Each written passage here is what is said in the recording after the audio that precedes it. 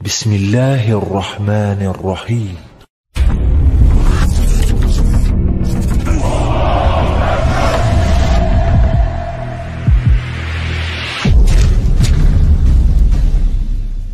Tentang keluarganya Imran, atau dua ayat tentang istrinya Imran. Imran yang dimaksud di sini adalah Imran suaminya Hanna, bapaknya Maryam. Yang kemudian istrinya Imran itu ketika hamil bernazar agar anak yang ada di perutnya kelak menjadi seorang muharrar, yaitu seorang ahli ibadah yang menjaga, membersihkan, mengurus masjid atau rumah ibadah. Harapannya tentu laki-laki, tetapi Allah Subhanahu wa taala merezekikan beliau anak perempuan. Walaysa dzakaru kal untha, yang mana anak laki-laki dan perempuan itu berbeda. Di zaman itu orang-orang yang mengurus rumah ibadah laki-laki bukan perempuan. Maka ini agak sedikit bertentangan dengan keinginan ibunya Maryam. Ternyata yang keluar perempuan. Maka dinamakanlah putrinya itu dengan Maryam, yang artinya khadimatullah. Khadimatullah. Khadimah itu pembantu yang berkhidmat kepada Allah.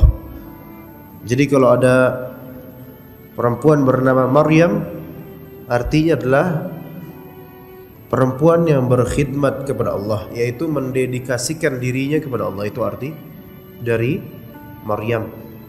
Ya.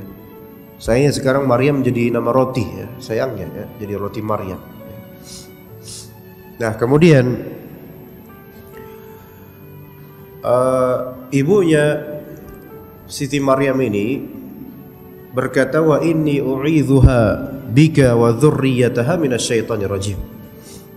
Dan aku dan saya memohon perlindungan kepada Engkau ya Allah untuknya, untuk Maryam, untuk yang ada di perutnya ini, wa dzurriyyataha, dan zurriyahnya, yaitu keturunannya kelak dari syaitan ar-rajim. Maksudnya di sini dengan tafsiran dari Nabi SAW, tidaklah suatu bayi yang terlahir melainkan dia dalam keadaan menangis karena diganggu oleh syaitan, kecuali dua, yaitu Maryam dan anaknya Isa bin Maryam, kecuali dua.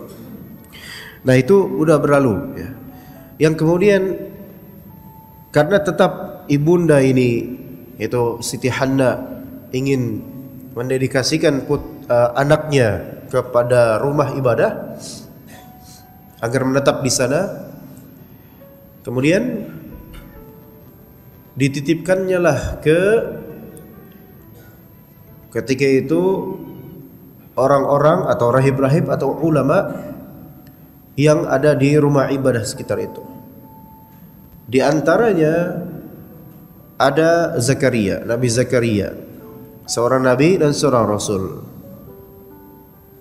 yang menetap di rumah ibadah dan mengurusnya. Dan Nabi Zakaria memiliki istri. Istrinya itu saudaranya Hanna, saudarinya Hanna maksudnya, ya, saudaraan. Berarti ini Maryam dititipkan ke bibi, ya, seperti itu ya. Tapi lebih ke Nabi Zakaria karena ditinggal di dalam rumah ibadah. Dan Siti Maryam kemudian sedari kecil Nabi Zakaria, karena diasuh oleh Nabi Zakaria sejak setelah lahirnya itu. Dan bapaknya Maryam, yaitu Imran, wafat ketika Maryam masih di dalam perut ibunya, yaitu Hanna. Nah, Nabi Zakaria pun dihikayatkan menyewa seorang ibu penyusu. Ya, karena bukan ibundanya yang menyusuinya, karena sudah ada di dalam rumah ibadah. Maka disusui oleh seorang ibu susu sewaan. Ya. Sampai kemudian membesarlah, tumbuhlah. Nah, di sini kita lanjut di ayat ke-37. Kata Allah Azza wa Jalla, "Fataqabbalaha rabbuha biqabulin hasan." Maka dia, yaitu Allah, taqabbalaha rabbuha. Rabbuha yaitu Rabbnya ibunda Maryam atau istrinya Imran. Itu menerima Siti Maryam dengan penerimaan yang baik. Jadi seperti ini anak dihibahkan kepada Allah. Ya Allah, ini anak saya didedikasikan untuk engkau. Maka seperti menghibahkan kepada Allah Ta'ala, menyerahkan anak ini kepada Allah untuk fokus ibadah dan mengurus masjid. Ya, maka Allah menerima hal tersebut. Wa ambataha nabatan hasana, dan Allah pun membesarkan dia, yaitu Siti Maryam, dengan pertumbuhan yang baik. Dengan pertumbuhan yang baik. Di sini para ulama yang mereka menafsirkan beragam tafsiran untuk pertumbuhan yang baik, ya, dengan macam-macam tafsir. Tetapi lebih baik kita katakan pertumbuhan yang baik di sini ya memang pertumbuhan yang masya Allah, yang kelak menjadi seorang gadis yang cantik dan bagus, berakhlak dan seterusnya, dari pertumbuhan yang baik. Wa kaffalaha Zakaria, dan diserahkanlah pemeliharaannya kepada Nabi Zakaria. Jadi Nabi Zakaria itu sebelum Nabi Isa. Ya. Nanti Nabi Zakaria akan punya anak. Nanti insyaallah kita ceritakan ini, ya, kronologinya di ayat-ayat ini. Baik, ketika sudah agak membesar, kullama dakhala 'alaiha Zakaria al-mihraba wajada 'indaha rizqa. Kullama, setiap kali, dakhala 'alaiha Zakaria al-mihrab, setiap kali Nabi Zakaria alaihissalam menemui, dakhala 'alaiha. Nah, di sini dakhala 'alaiha berarti masuk menemui di al-mihrab. Nah, di sini al-mihrab kita perlu tahu apa arti mihrab. Mihrab itu ada yang mengatakan tempat tertinggi atau terbagus untuk majelis, itu mihrab. Ya. Bisa dimaknai begitu, dan bisa juga mihrab dimaknai tempat khusus yang menempel di masjid. Jadi mihrab ada dua macam. Ada mihrab dalam artian tempat yang paling mulia di majelis, yang kalau itu direfleksikan sekarang, nih lagi kajian, ini mihrab. Ini mihrab. Kalau pas khutbah Jumat, ini mihrab. Tapi kalau mihrabnya masjid, nah ini sebelah sini, ya, ini mihrab. Jadi ibaratnya Maryam itu sini. Tetapi bukan di sini, ada tangganya ke atas. Jadi seperti ke atas itu. Di kamar jadi agak atas. Ini kan nggak tahu ada tangganya, belum pernah masuk ya. Tapi ada tangganya ke atas. Nah itu mihrab di atas itu. Ya, jadi mihrab itu seperti kamar yang menempel dengan masjid. Para ulama memang masalah khilafiyah, masalah apakah ini bagian dari masjid atau bukan, gitu kan, itu khilafiyah. Sebagian berpendapat ini bagian dari masjid, halaman bagian dari masjid. Ada yang berpendapat bagian dari masjid itu cuman yang di tembok ini, ya. Luar bukan bagian dari masjid lagi. Ada yang mengatakan begitu. Ala kulli hal, ya, mihrab yang dimaksud bukan mihrab ini, tapi mihrab hujrah mulasiqah bil masjid, yaitu suatu kamar yang nempel dengan masjid, ya. Nah, Nabi Zakaria alaihissalam kerap kali mengunjungi Siti Maryam di mihrab tersebut.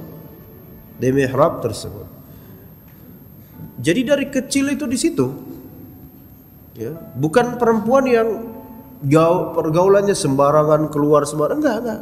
Memang didedikasikan di dalam rumah atau di area rumah ibadah, enggak kemana-mana. Ya, dan Allah Ta'ala menumbuhkannya dengan pertumbuhan yang bagus, dengan akhlak yang bagus, didikan Nabi Zakaria alaihissalam. Ya, ini versi Islam ya. Kalau versi Kristen, wah, masya Allah nggak tahu jadi apa itu. Ya, setiap kali Nabi Zakaria alaihissalam memasuki al-mihrab, wajada indaha rizqa, menemukan di sisi Maryam tersebut rizki, makanan yang para ulama menafsirkan makanan tersebut adalah buah musim panas kalau di musim dingin, buah musim dingin kalau di musim panas. Yang hal itu tidak bisa didapatkan kecuali impor atau jauh-jauh pergi ke pasar. Sementara Maryam nggak kemana-mana. Jadi selalu available itu makanan di mihrabnya Maryam. Dan nggak mungkin Maryam ini bertransaksi dengan orang luar. Ya. Nggak mungkin. Dulu nggak ada, ya, marketplace. Ya, nggak mungkin. Ya. Nggak ada delivery. Ya. Kok bisa ada ini? Makanya bertanyalah Nabi Zakaria. Qala ya Maryamu anna laki hadha. Maka bertanyalah Nabi Zakaria, wahai Maryam, dari arah mana kau dapat ini? Anna laki hadha, dari mana ini engkau peroleh? Apa kata Maryam dengan keimanannya? Qalat huwa min indillah. Dia, yaitu makanan ini, min indillah, dari sisi Allah, yaitu dari Allah Azza wa Jalla, rizki dari Allah. Ya, di sini lihat, ini yang disebut karamah. Ini yang disebut karamah. Karamah yaitu suatu pemuliaan dari Allah terhadap hamba karena istiqamah. Ya. Jadi karamah itu adalah ganjaran dari Allah dunia dan juga nanti akhirat. Yang mana karamah ini kadang-kadang sesuatu yang bersifat khariqun lil 'adah, yaitu luar biasa. Tidak khariqun lil 'adah itu apa Indonesianya? Luar biasa benar ya. Ya udahlah, luar biasa ya. Di luar kebiasaan. Kadang-kadang enggak masuk logika. Ya, itu khariqun lil 'adah. Seperti antum jalan enggak kelihatan sama musuh. Ini kan luar biasa. Antum enggak pakai jampe-jampe. Tapi karena ketakwaan, Allah Ta'ala menyelamatkan antum dari musuh dengan cara apa? Membuat musuh-musuh itu terbutakan pandangannya. Ini karamah. Ya begitu ya. Dan karamah bagi orang yang benar itu bukan hal yang dicari. Yang dicari adalah istiqomahnya. Orang benar itu nyari istiqomah. Karamah itu dari Allah udah. Enggak dia cari karamah supaya diagungkan manusia, supaya dianggap hebat, supaya dianggap bisa terbang, supaya dianggap sakti, supaya dianggap keramat, enggak. Itu orang-orang menyimpang, orang-orang ria itu kayak gitu. Pengen diakui manusia tapi dengan agama, ya. Enggak benar nih. Ya, karamah termasuk karamah juga orang bisa apa? Tenaganya untuk ibadah itu betul-betul kuat. Karamah. Ya. Nah, ini termasuk karamah, sesuatu yang di luar logika. Kok bisa ada makanan tiba-tiba? Wahai Maryam, kamu kan enggak transaksi sama siapa-siapa. Maka ditanya, anna laki hadha, dari mana kamu dapat ini? Maka Maryam berkata, qalat huwa min indillah, ini dari Allah. Innallaha yarzuqu man yasha'u bighairi hisab. Sesungguhnya Allah Ta'ala memberi rizki kepada siapapun yang dia kehendaki tanpa perhitungan. Ini beragam penafsiran bisa dimai tanpa perhitungan, yaitu Allah Ta'ala memberi rizki pada siapapun walaupun orang itu enggak memberikan apa-apa kepada Allah. Iya, bisa. Atau Allah Ta'ala memberi rizki itu terserah Allah sebanyak apapun. Antum enggak bisa mengisolir rizki Allah gitu loh, atau membatasi rizkinya Allah, nggak bisa. Iya. Membatasi rezeki Allah untuk orang tertentu nggak bisa kita. Nggak bisa. Allah yang menentukan. Nggak ada yang bisa menghisap rezeki Allah Ta'ala. Atau dimaknai, tak satu pun orang bisa menghitung atau menghimpun rezeki. Wa in ta'uddu ni'matallahi la tuhsuha. Jika kalian berusaha untuk menghitung nikmat dari Allah, kalian tidak bisa menghimpunnya. Jadi itu beragam pemaknaan. Itu bisa maksudnya adalah mungkin Allah Ta'ala merezekikan orang-orang tanpa perhitungan apapun, yaitu Allah tidak menunggu orang-orang memberi sesuatu kepada Allah. Enggak, Allah rezekikan aja, terserah Allah. Lihat orang-orang yang kafir kepada Allah, enggak ngasih apa-apa kepada Allah, Allah rezekikan mereka. Bahkan kita aja udah ngasih apa, kita enggak ngasih apa-apa. Apa yang kita kasih ke Allah? Kalau kita nyembelih hewan kurban pun, itu yang kita kasih ke fakir miskin. Mau kita kasih ke Allah gimana? Allah Ta'ala tidak membutuhkan daging dan darah itu. Tidak akan sampai daging dan darah itu kepada Allah, tetapi yang sampai adalah amalan ketakwaannya. Nah itu. Dan itu pun bukan pemberian kita kepada Allah, melainkan itu untuk akhirat kita juga ujung-ujungnya. Ya. Atau dimaknai bahwasanya ini rezeki Allah Ta'ala merezekikan. Tidak ada seorang pun yang bisa membatasi rezeki Allah Ta'ala untuk orang lain. Ya, dan seterusnya dari pemaknaan. Dan memang namanya rezeki itu nggak bisa dibatasi, terserah Allah. Nggak bisa rezeki itu dia batasi oleh kita, nggak bisa. Seseorang mau lari dari rezekinya, selama dia masih hidup, rezekinya akan mendatanginya. Mau kemana kayak dia, mau lari kabur kemana, mau tenggelam di dalam lautan kemudian memasukkan dirinya ke dalam perut ikan besar pun, kalau Allah tidak mematikannya, berarti rezekinya masih berlangsung untuknya. Rezekinya yang lari mengejarnya. Entah apa itu rezeki, makanan, nafas, dan seterusnya, kesehatan, dan seterusnya. Taib. Lihat di sini akidah ya. Innallaha yarzuqu man yasha'u bighairi hisab. Akidah. Di antara akidah Islam. Nah, kemudian melihat keluar biasaan ini, ya, karomah, keluar biasaan yang ada pada Maryam, ya, maka Nabi Zakaria pun kemudian merenung, berpikir. Nah, di sini katakan hunalika da'a Zakaria rabbah, maka selagi atau setelah Nabi Zakaria alaihissalam melihat karamah yang Allah berikan kepada Maryam, maka beliau pun, Nabi Zakaria, salah seorang Nabi Bani Israel dan Rasul mereka, da'a Zakaria rabbah. Nabi Zakaria memohon kepada Rabbnya. Ternyata Nabi Zakaria ketika itu, wallahu alam, belum punya anak. Nah gitu, belum punya anak. Maka Nabi Zakaria pun meminta, qala Rabbi habli min ladunka dzurriyyatan thayyibah innaka sami'ud du'a. Maka berkatalah Nabi Zakaria alaihissalam, Rabbi, ya Rabb, habli, hibahkanlah kepada saya, berikanlah kepada saya, min ladunka, dari engkau ya Allah, dzurriyyatan thayyibah. Dzurriyyah itu adalah keturunan, thayyibah yang baik, keturunan yang baik. Minta keturunan yang baik dari Allah Azza wa Jalla.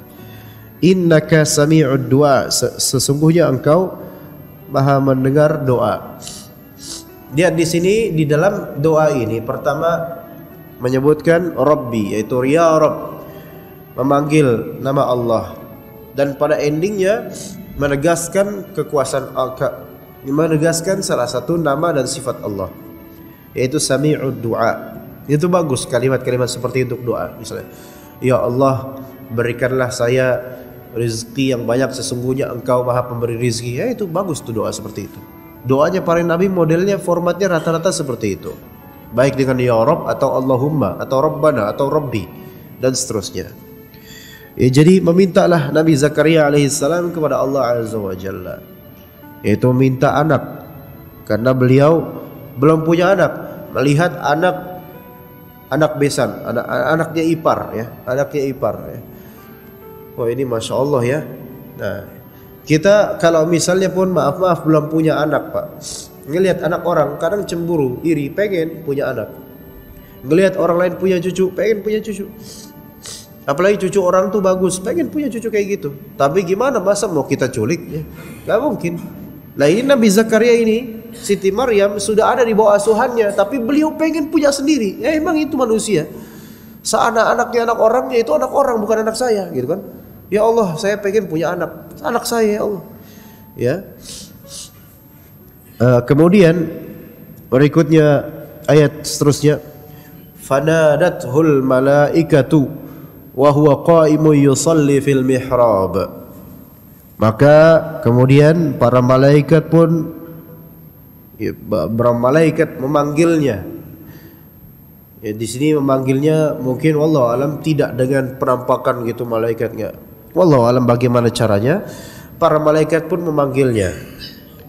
Wa huwa qa'imun yusalli fil mihrab.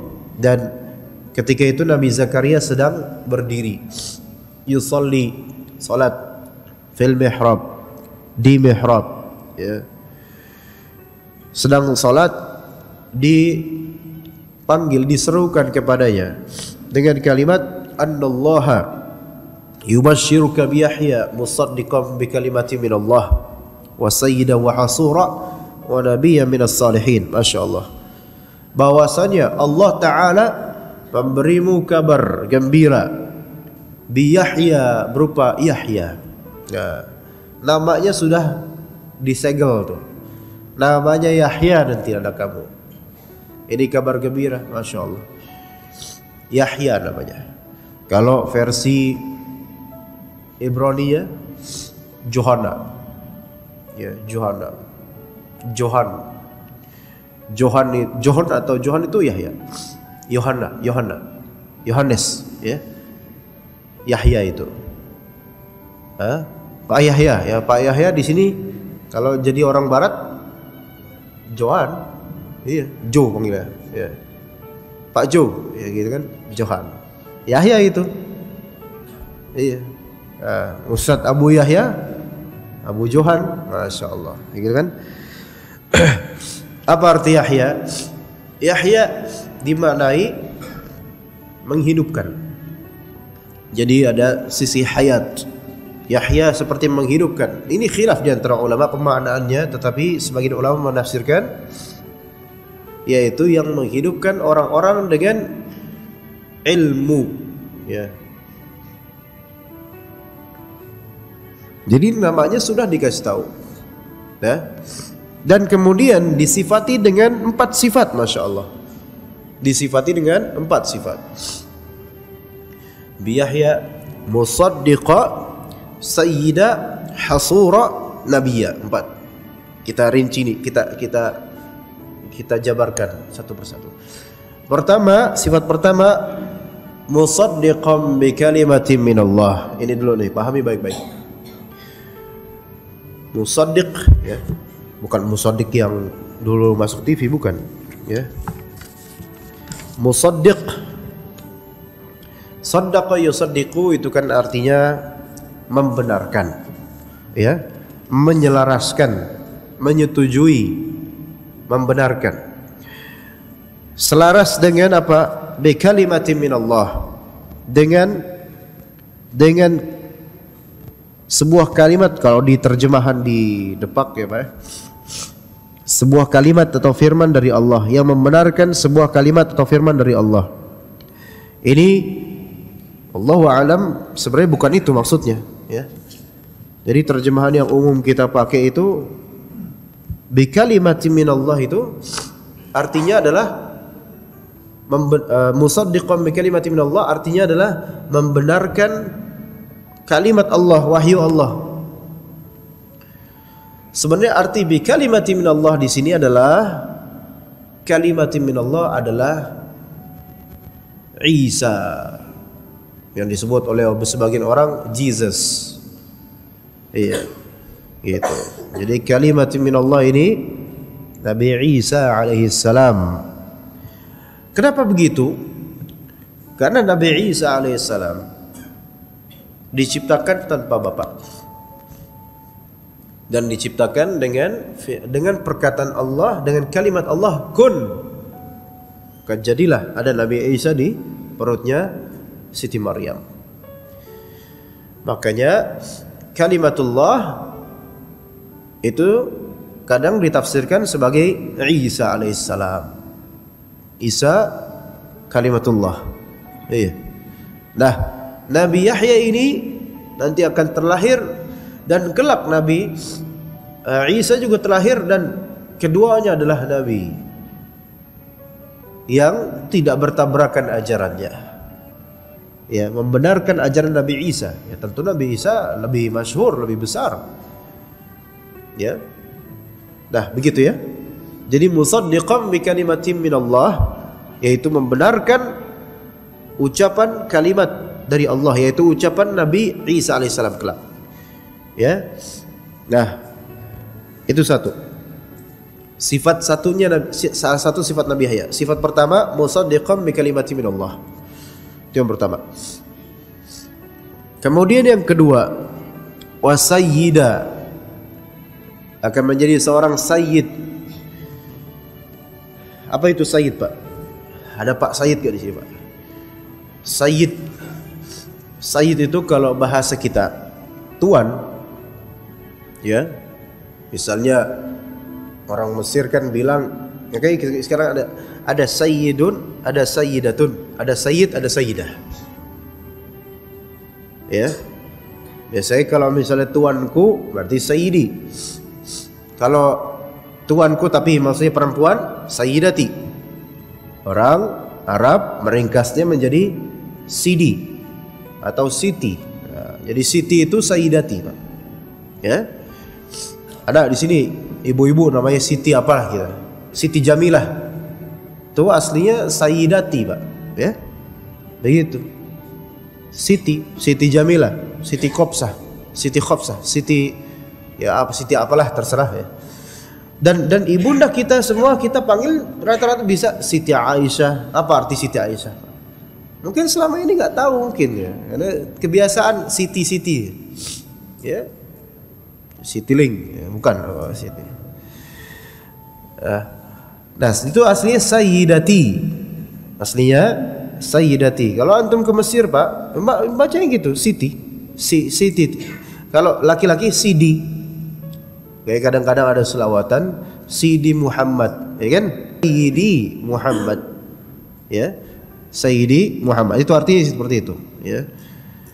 Nah, wasayyida, seorang sayyid. Apa arti sayyid? Ya tuan. Maksudnya tuan apa? Seorang tuan yang semua kalimat orang-orang kembali kepadanya. Maksudnya adalah keputusan orang-orang itu merujuk kepadanya. Itu sayyid baru tuh. Kayak di kampung Pak Yahinya gitu. Ya. Dulu kan ada iklan batuk-batuk malam-malam ke rumah Pak Ustadz, ke rumah Pak Haji ya. Ya. Nah, itu tuh sayyid itu. Kenapa? Orang jangankan nanya agama, batuk aja nyari obat sama Pak Ustadz. Nah, ini sayyid ini. Yaitu tuannya di kampung itu. Ya, itu arti sayyid. Ya. Tokoh ya gitu. Orang hebat gitu. Maaf Pak, saya agak enggak enak ya. Jadi pertama dari segi akidah sesuai dengan akidahnya Nabi Isa alaihissalam. Ya, tidak ada pertentangan. Ini menunjukkan bahwasanya akidah seluruh nabi dan rasul sama. Nah, kemudian dan kedua dari segi ketokohan Nabi Yahya punya sisi ketokohan kelak, ya. Itu dulu sudah dilampirkan oleh para malaikat, dikabarkan seperti itu. Ketokohan anakmu nanti. Tokoh beliau. Ya. Sayyida wa hasura. Nah, hasur inilah yang ada khilaf. Maknanya apa makna hasur? Makna hasr asalnya itu membatasi. Hasr makna asalnya membatasi. Ya. Hasr makna asalnya itu membatasi. Nah, maksudnya membatasi apa di sini? Hasur sangat membatasi. Lah ini maksudnya apa? Ya, para ulama berbeda pendapat, tapi jumhur berpendapat begini, Pak. Jumhur berpendapat begini. Maknanya hasur untuk Nabi Yahya, la raghbata lahu lin nisa liqillati ma'ihi. Maaf kalau agak sedikit vulgar. Yaitu tidak ada keinginan ke perempuan karena sedikit airnya. Mohon maaf. Ini tafsiran sebagian ulama. Pertama, jumhur. Hasur di sini berarti membatasi dirinya dari hubungan seksual. Maksudnya membatasi dirinya dari syahwat ke perempuan. Karena memang Allah ciptakan qadar Allah seperti itu. Ya, sehingga terjaga dari pikiran-pikiran dan hanya fokus beribadah. Begitu. Ya. Artinya di sini wallahu alam bukan bermaksud menyengaja untuk mengisolir diri dari perempuan, bukan, tapi memang wallahu alam karena Allah takdirkan ya seperti itu gitulah ya, nggak bisa kita ini karena Nabi ya, jadi nggak enak ngomongnya. Nah, ada juga tafsiran yang kedua jemaah sekalian. Kalau tadi tafsiran jumhur ulama tadi itu, ya, yang kedua maksudnya di sini bukan, nggak ada kaitannya dengan hubungan seksual atau apa, enggak. Tapi hasur artinya membatasi diri, mengisoliri hanya untuk beribadah kepada Allah Ta'ala. Ada yang mengatakan seperti itu. Tafsiran kedua, ya. Ala kulli hal, penafsiran pertama yaitu beliau tidak Allah Ta'ala berikan keinginan menggebu terhadap perempuan karena masalah itu tidak menjadikan ya kerahiban, kependetaan, Christianity itu terlegalisir, enggak. Itu tetap ilegal dalam agama. Biarawan, biarawati enggak nikah, ya. Itu tetap dilarang. Itu tetaplah kebid'ahan. Karena Nabi Yahya alaihissalam di sini wallahu alam tidak menyengaja untuk hal tersebut kalau kita ikut tafsiran pertama, ya. Begitu. Wallahu alam. Ala kulli hal di sini yang pasti Nabi Yahya alaihissalam diplotkan akan fokus ibadah atau berdakwah, ya. Tidak untuk mengurus dunia dan semisalnya. Maka udah 3 tadi sifat. Pertama, musaddiqan bi kalimati minallah, menyetujui apa yang dibawa oleh Nabi Isa kelak. Kedua, menjadi seorang sayyid, tokoh. Ketiga, hasur, yaitu fokus ibadah. Dan kemudian yang keempat, wa nabiyya minas salihin, dan tergolong seorang nabi di antara orang-orang saleh. Seorang nabi di antara orang-orang saleh. Ini yang kemudian mungkin para ulama menjadikan Nabi Yahya itu nabi bukan rasul. Kenapa? Karena sampingnya semua orang udah soleh. Kalau rasul itu rasul utusan, ya. Biasa diutus ketika orang-orang udah mulai rusak tuh baru jadi datang rasul. Nah, gitu. Ya. Ketika diwartakan seperti itu kepada Nabi Zakaria melalui malaikat, melalui bisikan atau perkataan malaikat kepada Nabi Zakaria ketika lagi salat di mihrab, maka Nabi Zakaria pun nanyanya ke siapa? Enggak ke malaikat. Malaikat, enggak. Kita enggak bisa bertanya ke siapapun yang gaib kecuali kepada Allah. Kalau bertanya ke jin bisa sebenarnya, tapi enggak bagus, ya. Jadinya syirik takutnya nanti. Nah, di sini Nabi Zakaria bertanya kepada Allah. Qala Rabbi anna yakunu li ghulam. Ya Rabb, bagaimana bisa saya mendapat anak? Tuh lihat, Nabi Zakaria itu berharap dapat anak. Pas diberitakan kabar gembira, di sini ada keraguan. Bukan ragu terhadap Allah, bukan gimana, bukan, tapi gini loh logikanya, ya Allah. Saya mana bisa saya dapat anak wa qad balaghaniyal kibar, sedangkan saya sudah sangat tua. Itu satu. Ya, kadang orang sudah tua itu udah putus harapan punya anak lagi. Wa qad balaghani al-kibar. Satu. Yang kedua, wa imraati aqir. Dan istri saya mandul. Nah ini kan udah double ketidakmungkinan. Udah sayanya udah tua, istri saya mandul lagi, gimana? Ya. Maka kemudian Allah Ta'ala berfirman, qal kadzalikallahu yaf'alu ma yasha. Begitulah Allah Ta'ala, terserah Allah Ta'ala berbuat apa yang Allah Ta'ala kehendaki. Yaf'alu ma yasha. Coba lihat di sini ya kawan. Ya. Maka tidak ada keputusasaan ini. Jangan putus asa. Minta-mintalah sama Allah. Allah Ta'ala kabarkan, Allah Ta'ala kabulkan. Maka alhamdulillah.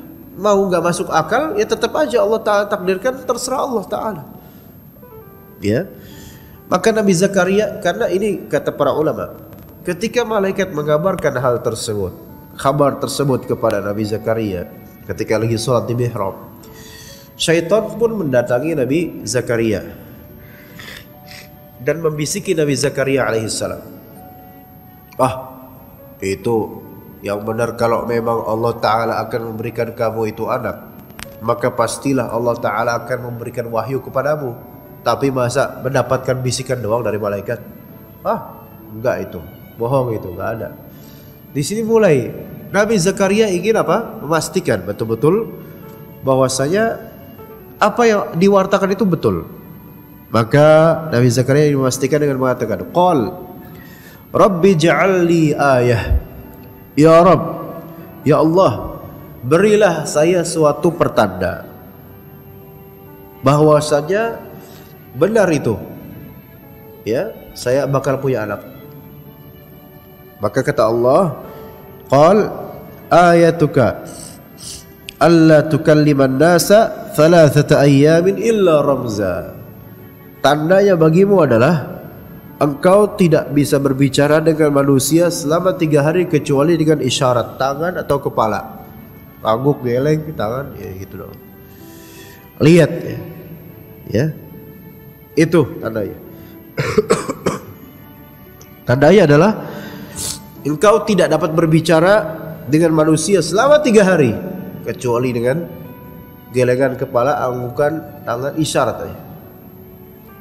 Nah, maka kata Allah, wadhkur rabbaka katsira. Nanti kalau kamu sudah mendapatkan kenyataan tanda itu, ternyata 3 hari gak bisa ngomong, maka banyak-banyaklah bertasbih kepada, banyak-banyaklah mengingat Allah. Wasabbih bil asyi wal ibkar, dan bertasbihlah, memujilah pada waktu petang dan pagi hari. Karena mendapatkan tanda yang pasti dari Allah, nggak mungkin dari setan ini. Ya, nah sampai ayat itu saja ikhwan, bapak-bapak dan ibu-ibu. Nah di sini lihat pelajarannya besar sekali jemaah sekalian. Berusia tua dan kemudian istrinya mandul. Gimana tuh? Udah suaminya tua, istri mandul pula. Itu kan ya dokter mana kayak gini mah gak ada harapan pak. Gak ada harapan bagi sampean. Allah Ta'ala terserah Allah. Maka di sini bagi yang maaf belum punya anak usia berapapun, maka itu semua kehendak Allah.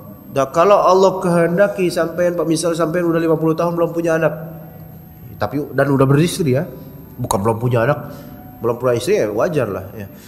Belum punya anak, udah nikah 30 tahun, ya nikah muda tapi nggak punya anak. Iya. Nah, itu sebenarnya kalau udah 30 tahun nikah nggak punya anak, disarankan ya poligami ya, biar punya anak. Biar ngebuktiin juga ya. Siapa nih? Gitu. Ternyata udah poligami nggak punya anak juga. Buktiin lagi berikutnya, nambah lagi. Ya, sampai istri 3 tetap nggak punya anak. Ya masya Allah. Ya, ada seorang ustadz ya, istri pertama nggak beranak. Ya. Kemudian istri kedua, istri ketiga punya anak, tapi nggak tahu itu anak karena istri janda atau gimana nggak tahu. Pokoknya alhamdulillah akhirnya punya anak. Begitu. Ya, jadi jangan mikir terus nggak beranak nih. Gitu. Jangan mikir gitu terus. Mikir kemudian bagaimana caranya untuk mendapatkan anak. Tapi tidak dengan cara adopsi atau apa namanya yang sperma di bayi bayi tabung. Enggak cara gitu. Ya. Nah, ini kan zaman dulu ya, perempuan nggak banyak ya. Kok sekarang banyak banget ya. Sekarang ngejar-ngejar bahkan ya. Jadi jangan sia-siakan ya gitu kan. Nah, kemudian jemaah sekalian, masya Allah di sini luar biasa. Sebenarnya cerita yang singkat, tapi kalau kita merenungi banyak pelajarannya ikhwah sekalian. Rizki yang memang berupa karomah, yang di luar logika, khariqul lil adah. Adatnya kalau orang di mihrab bertahun-tahun di situ, nggak punya transaksi apa-apa, makanan nggak datang sendiri. Tapi karena karomah yang Allah berikan kepada Siti Maryam, datang makanan. Dan makanan itu makanan musim panas ketika lagi musim dingin, makanan musim dingin ketika lagi musim panas. Buah-buahan yang hanya ranum di musim panas ada di musim dingin di mihrabnya Maryam, dan sebaliknya. Masya Allah, ini karomah. Kemudian karomah yang Allah berikan kepada Nabi Zakaria alaihissalam adalah apa? Berupa anak dengan ketidaklogisan keadaan, yaitu suami tua dan istri mandul. Itu gimana ya? Tapi Allah berikan karomah, ini namanya di luar adat kebiasaan manusia, logika manusia. Ya, dokter boleh berijtihad, kamu ini nggak bisa nih Pak, sampean mandul, boleh ngomong gitu ya, karena secara ilmu sainsnya seperti itu. Tetapi memastikannya bahwa saya nggak bakal pernah punya anak lagi karena mandul lagi, nggak bisa, Allah yang menentukan itu. Nah, maka dan itu pun karomahnya. Nah, karomahnya Maryam, karomah yang Allah berikan kepada Maryam, dan karomah yang Allah berikan kepada Nabi Zakaria, karomah yang sifatnya berkelanjutan.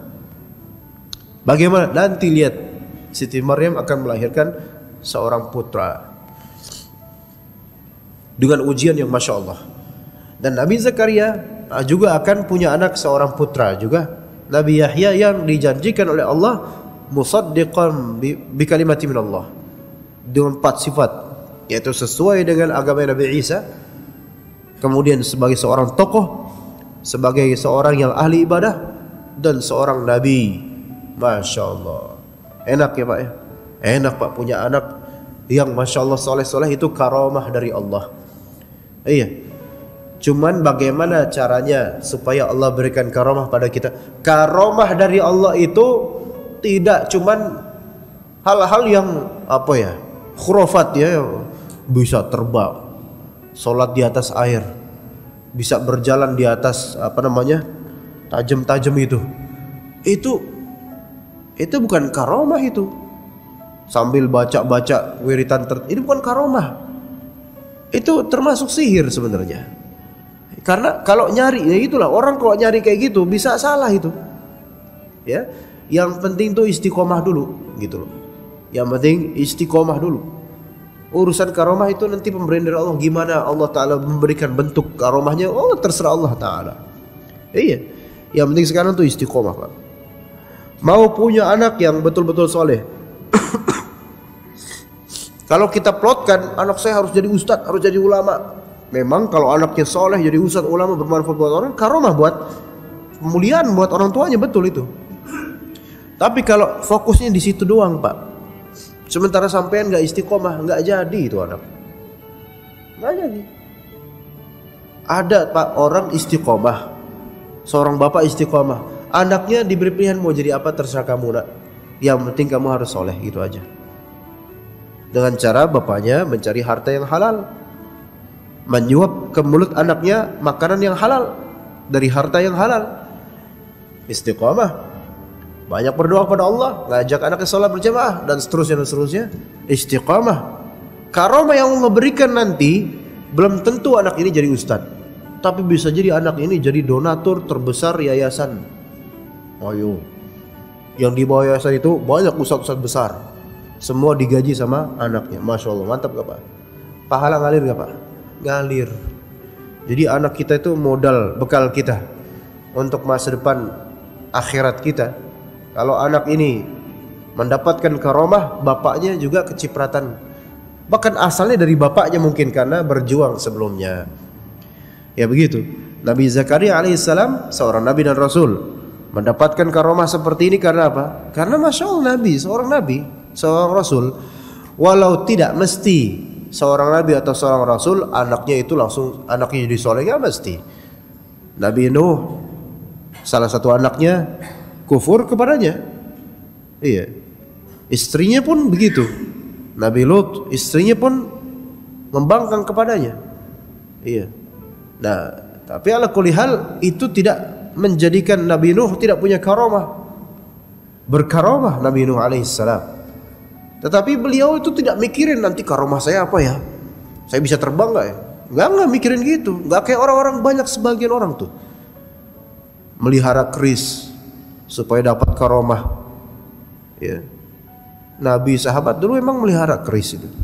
Dimandiin tiap hari keris itu. Yang mandiin juga belum mandi, tapi yang ini mandi. Iya, masya Allah. Bolak-balik dia keris empu gandring ini, ya. Tumbal, banyak tumbalnya ini. Iya. Akik, masya Allah. Mencintai akik lebih dari mencintai istri kadang-kadang. Masya Allah. Kayak katanya ada karomah di sini. Allahul musta'an. Karomah seseorang pertama ada di istiqomahnya dia. Kalau dia udah istiqomah, Allah akan berikan dia karomah. Bahkan, Pak, orang-orang mencintai antum karena antum soleh itu udah karomah dari Allah Ta'ala. Udah cukup sebenarnya. Gak harus mikir-mikir antum bisa terbang, bisa sholat di atas air, bisa sholat di atas pohon pisang atau apa enggak. Atau bisa puasa seminggu nggak buka-buka, bisa. Iya, bangun-bangun man robuk, ya, mati. Ya, jadi nggak perlu dipikirkan gitu. Nah, ini diantara faedah insyaallah, Pak, ya, yang bisa kita sebutkan di sini. Mohon maaf saya tidak bisa berlanjut lama lagi, ya, karena ini saya ngomong juga kayaknya berat sekali ini, ya. Jadi mohon dimaklumi, ya. Jazakumullah khairul jaza. Kita cukup sampai sini aja. Wassallallahu ala nabiyina Muhammad wa ala alihi wa sahbihi ajma'in. Subhanakallahumma wa bihamdika asyhadu an la ilaha illa anta astaghfiruka wa atubu ilaik. Assalamualaikum warahmatullahi